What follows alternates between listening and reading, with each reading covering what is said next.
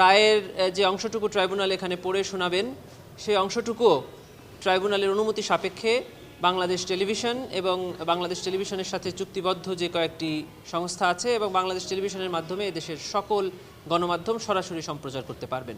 রায় প্রদানের ক্ষেত্রে আসামি নারী হোক পুরুষ হোক তিনি তার অবস্থানে থেকে কি অপরাধ করেছেন সেই অপরাধের গ্র্যাভিটি বিবেচনা করে শাস্তি প্রদান করা হবে। যে কালকেই এই ট্রাইব্যুনাল উক্ত মামলার রায় ঘোষণা করবেন। প্রসিকিউশনের পক্ষ থেকে আমরা এই মামলার রায় রিসিভ করার জন্য প্রস্তুত আছি এবং আমরা আগেও বলেছি যে এই মামলায় প্রসিকিউশনের পক্ষ থেকে যে 5টি অভিযোগ আনা হয়েছিল প্রসিকিউশন 5টি অভিযোগই সন্দেহাতীতভাবে প্রমাণ করতে সক্ষম হয়েছে এবং প্রসিকিউশন সর্বোচ্চ শাস্তি মৃত্যুদণ্ড প্রার্থনা করেছে ট্রাইব্যুনালের। শুধু তাই নয় এবং এই আসামিদের সম্পত্তি বাজেয়াপ্ত করে এই মামলায় বা এই ঘটনায় যারা ভিকটিম আছে, শহীদ আছে, আহত পরিবার আছে তাদের বরাবর হস্তান্তরের প্রার্থনা আমরা জানিয়েছিলাম। ট্রাইব্যুনাল ন্যায় বিচারের স্বার্থে যে আদেশ দিক না কেন প্রসিকিউশন সেটা মেনে নেবে এবং ইতিপূর্বে আপনারা দেখেছেন যে ট্রাইব্যুনালের বেশ স্পেশাল প্রসিডিংসগুলো আমরা ট্রাইব্যুনালের অনুমতি সাপেক্ষে সরাসরি সম্প্রচার করেছি।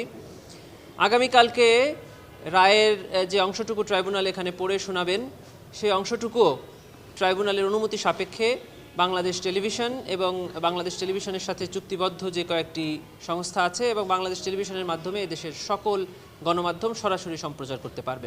আর আমরা তো বলেছি যে আমরা সর্বোচ্চ শাস্তি আশা করি। জি, আপনারা জানেন যে জুলাই গণঅভ্যুত্থানের পরে পুনর্গঠিত ট্রাইব্যুনালের আগামীকালকে যে রায়টি হতে যাচ্ছে এটি সর্বপ্রথম রায় এবং এই ট্রাইব্যুনালে জুলাই গণঅভ্যুত্থানের পরে যে কয়েকটি সংশোধনী এসেছে আইনে তার মধ্যে অন্যতম হলো যে 24-এর আগের ট্রাইব্যুনালে নাম আন্তর্জাতিক অপরাধ ট্রাইব্যুনাল হলেও সেখানে আন্তর্জাতিক আইনের কোনো প্রযোজ্যতা ছিল না। জুলাই গণঅভ্যুত্থানের পরে আইন সংশোধন করে আন্তর্জাতিক আইন অর্থাৎ রোম স্ট্যাটিউটে যে আন্তর্জাতিক আইনের সংজ্ঞা এবং অ্যাপ্লিকেবিলিটি আছে সেটা এখানে প্রযোজ্য করা হয়েছে। দ্বিতীয় যে অন্যতম সংশোধনীটা করা হয়েছে সেটা হলো দণ্ডের পাশাপাশি অর্থাৎ কারাদণ্ড বা মৃত্যুদণ্ডের পাশাপাশি এখানে আরেকটি দণ্ডকে এখানে সংযোজিত করা হয়েছে, তা হলো আসামিদের সম্পদ বাজেয়াপ্ত করে ভিকটিম, আহত, নিহত বা এই ঘটনায় যারা ক্ষতিগ্রস্ত তাদের বরাবর হস্তান্তর করা। কেন আমরা এটা চাচ্ছি? যেহেতু এটা আইনে আছে এবং একটি মানুষের প্রাণের বিনিময় তো আসলে কখনোই দেওয়া সম্ভব না।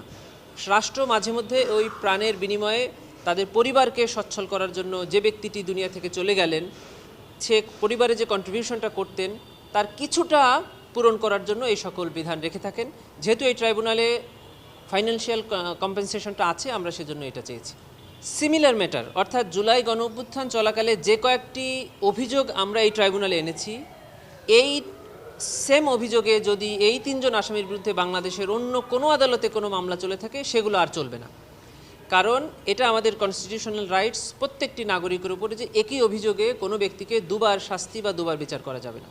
অতএব এর বাইরে যদি অন্য কোনো অভিযোগ থেকে থাকে তবে সেটি চলতে পারে, কিন্তু এখানে যে 5টি অভিযোগ এখানে ডিসপোজাল করা হচ্ছে সেই 5টি অভিযোগে অন্য কোথাও কোনো মামলা করাও যাবে না, আর যদি মামলা থাকে সেটা আর চলবে না। খুবই ছোট করে বলছি, 5টা অভিযোগ হলো 14ই জুলাই 2024 সালে গণভবনে অনুষ্ঠিত একটা সংবাদ সম্মেলনে তৎকালীন প্রধানমন্ত্রী শেখ হাসিনা আন্দোলনরত ছাত্র জনতাকে রাজাকার বলে সম্বোধন করেন। এটা একটি উস্কানিমূলক বক্তব্য। তারই প্রেক্ষিতে ওই 14 তারিখ রাতে তিনি তৎকালীন ঢাকা বিশ্ববিদ্যালয়ের ভিসি মাকসুদ কামাল সাহেবের সাথে ফোনে কথোপকথনে আন্দোলনকারী ছাত্রদের উপরে নির্যাতন এবং নিপীড়নের আদেশ এবং নির্দেশ এবং উস্কানি প্রদান করেন।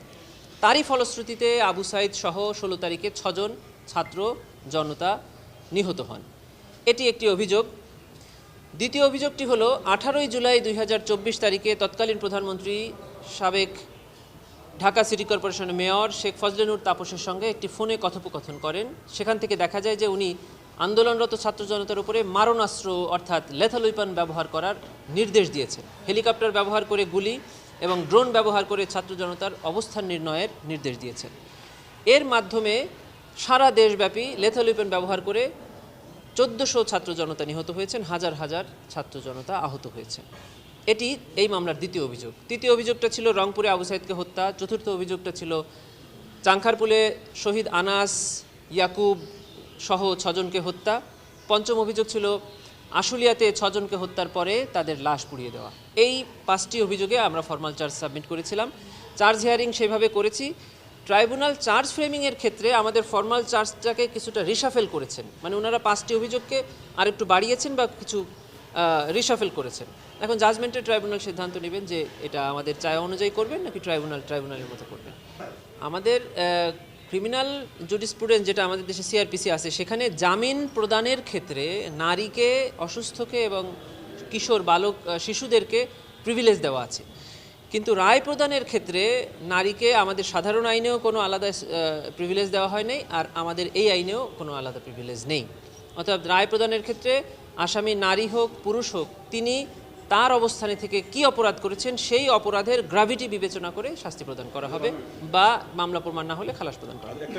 জি, এর আগে এই ট্রাইব্যুনালে যে আরও 56টি রায় হয়েছে তার বেশিরভাগ মামলাতেই স্টেট ডিফেন্স ছিল, এবং এই ট্রাইব্যুনালের প্রথম যে রায়টা হয়েছে মাওলানা আবুল কালাম আজাদ সাহেবের, সেটিও স্টেট ডিফেন্স দ্বারা পরিচালিত একটি মামলা ছিল, এবং আমাদের আইনে স্টেট ডিফেন্স দিয়ে যারা অনুপস্থিত আসামি আছে তাদের বিচারের ব্যবস্থা আছে। আইনে পরিষ্কার করে বলা আছে যে যদি আসামি পলাতক হয় তাহলে রায় প্রদানের পর থেকে 30 দিনের মধ্যে উনি আপিল করতে পারবেন, যদি উনি গ্রেফতার হন অথবা উনি ট্রাইব্যুনালে এসে সারেন্ডার করেন। আদারওয়াইজ স্টেট ডিফেন্সের অ্যাপিলেট ডিভিশনে অ্যাপিল ফাইল করার কোনো এখতিয়ার নেই। হ্যাঁ, আমরা যখন ট্রাইব্যুনাল প্রথম ওনার বিরুদ্ধে গ্রেফতারি পরোয়ানা জারি করলেন, তখন আমরা পররাষ্ট্র মন্ত্রণালয়ের মাধ্যমে রেড নোটিশ জারির একটা আবেদন করেছিলাম। কালকে যদি রায় হয় এবং রায় যদি ট্রাইব্যুনাল ওনার বিরুদ্ধে শাস্তি প্রদান করেন, তাহলে আমরা আরেকটি কনভিকশন ওয়ারেন্টের আবেদন ইন্টারপোলে আবার পাঠাবো তার বিরুদ্ধে রেড নোটিশ জারির জন্য। ওটা তো এই ট্রাইব্যুনালে শেষ, উনি চাইলে আপিল করতে পারবেন। না, মানে উনি যদি সারেন্ডার করেন বা গ্রেফতার হন সেটা পারতে পারেন। মানে আপনি বলছেন যদি শেখ হাসিনার সাজা হয়, উনি যেহেতু পলাতক, উনি দেশে না আসা পর্যন্ত উনি আপিল করতে পারবেন না? অবশ্যই না। যে সকল আসামিরা এই মামলায় পলাতক আছে তারা গ্রেফতার হওয়া অথবা সারেন্ডার করা ছাড়া অ্যাপিলেট ডিভিশনে আপিল করতে পারবেন না।